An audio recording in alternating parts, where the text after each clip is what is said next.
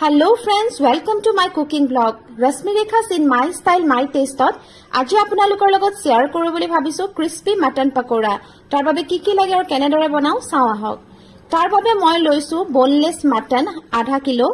Piece বিলাক এনে সাইজৰ হলে ভাল হয়, ভালকৈ ধুই লব। আদাৰ পেষ্ট লাগিব আমাক 2 চামুচ। নহৰু পেষ্ট লাগিব 2 চামুচ। সৰু পিয়াজ দুটা মিহিকৈ পিছি লৈছো, ডাঙৰ হলে এটা হলেও হ'ব। কণী এটা লাগিব। জিৰা পাউডাৰ লাগিব 1 চামুচ।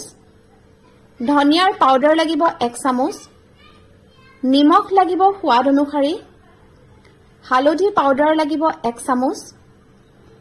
জালুকৰ পাউডাৰ লাগিব 1 চামুচ। যদি জ্বলা অকমান বেছি খায় অকমান বেছিকৈ দিব পাৰে। চাট মছলা লাগিব 1 চামুচ। আৰু মই লৈছো মিট মছলা 1 বা 2 চামুচ লাগিব। আজৱাইন লাগিব আধা চামুচ। কৰ্নফ্লাৱাৰ লাগিব 4 চামুচ। ময়দা লাগিব 2 চামুচ। নেমু টেঙাৰ ৰস লাগিব 4 চামুচ। যদি ভিনেগাৰ দিয়ে তেতিয়া হলে 2 চামুচেৰে হ'ব।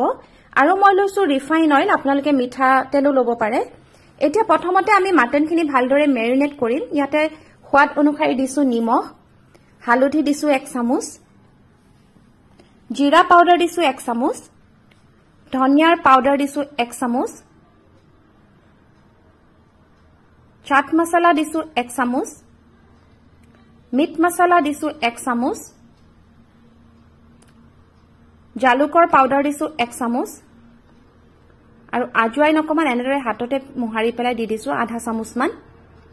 তাৰ পিছত দিছো মই আদা পেষ্ট 2 চামুচ, নহৰুৰ পেষ্ট 2 চামুচ, পিছি থোৱা পিয়াজৰ পেষ্ট 2 চামুচ, কণী এটা। আৰু এতিয়া আমি এইখিনি ভালদৰে মিক্স কৰি লম।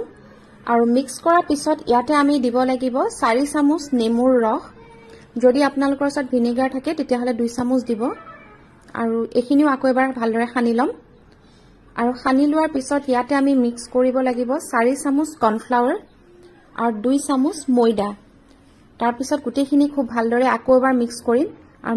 আৰু এনেদৰে মেৰিনেট কৰি আমি মাটনখিনি প্ৰায় 1 ঘণ্টামান সময় থৈ দিম।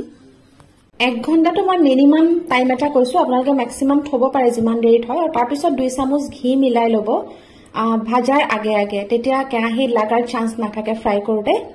এতিয়া আনফালে মই এখন কেৰাহী লম আৰু তাতে ৰিফাইন অইল এড কৰিছো। আপোনালোকে যদি মিঠাতেলত বনাও বুলি ভাবে বনাব পাৰে। আৰু তাৰ পিছত এক পিছকৈ মাটনৰ পিছ দি যাম। আৰু একেবাৰে কম জুইত এইখিনি ফ্ৰাই হবলৈ দিম এখন ঢাকন লগাই পেলাই। তেলৰ জোখৰ মতে আপোনালোকে মাটনৰ পিছবিলাক দিব, খুব বেছিকৈ দি নিদিব। আৰু কম জুইতে সিজিবলৈ দিব, তেতিয়া খুব ভালদৰে সিজিব। আৰু ঢাকনখন মাৰাৰ পিছত আমি বাৰে বাৰে লৰাই নাথাকো, মাজে মাজে উঠাই পেলাই চাম। মই কিন্তু এবাৰেই চাওঁ। এটা সাইড পুৰা হৈ গ'ল, এতিয়া আনটো সাইডো এনেদৰে লৰাই পেলাই আকৌবাৰ ঢাকি দিছো। এইখিনি খুব ধুনীয়াকৈ ফ্ৰাই হৈ গৈছে, দুইটা সাইডে ভালদৰে হৈ গ'ল। এতিয়া এইখিনি মই ধুনীয়াকৈ এখন প্লেটত উলিয়াই ল'ম। এখন কিচেন টাৱেল নহলে নেপকিনৰ ওপৰত ওলাব, তেতিয়া এক্সেছ তেলখিনি ওলাই যায়। এতিয়া বাকি থকা মাটনখিনিও খুব ভালদৰে এনেদৰে ফ্ৰাই কৰি ল'ম। মোৰ গোটেই মাটনখিনি ফ্ৰাই হৈ গ'ল। এয়া হৈ গ'ল ক্ৰিস্পি মাটন পকৰা।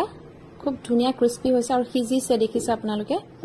আপোনালোকে এটা কথা মন কৰিছে চাগে, পকৰাকেইটাত একেবাৰে এক্সট্ৰা অইল লাগি থকা নাই। এনে পকৰা বনালে খুব অইল হৈ থাকে, কিন্তু মই বনোৱা এই পকৰাকেইটাত আপোনালোকে এক্সট্ৰা অইল নাপাব। মই যিটো প্ৰচেছত বনাইছো, যদি সেই প্ৰচেছটো আপোনালোকে বনাবলৈ চেষ্টা কৰে তেনেহলে আপোনালোকৰ পকৰাকেইটাও এনেধৰণে হ'ব বুলি মই আশা কৰিছো। এনেদৰে আপোনালোকে বনাওক আৰু গৰমে গৰমে পৰিবেশন কৰক যিকোনো চাটনি, চচ বা মেয়নিছৰ লগত। খুবেই টেষ্টি হয়। যদি মোৰ আজি এই ভিডিঅ'টো চাই ভাল পাইছে তেনেহলে লাইক, কমেন্ট, শ্বেয়াৰ আৰু সাবস্ক্ৰাইব কৰিব। আৰু কাষতে থকা বেল আইকনটো ক্লিক কৰিবলৈ নাপাহৰিব। ভিডিঅ'টো শেষলৈকে চোৱাৰ বাবে বহুত বহুত ধন্যবাদ।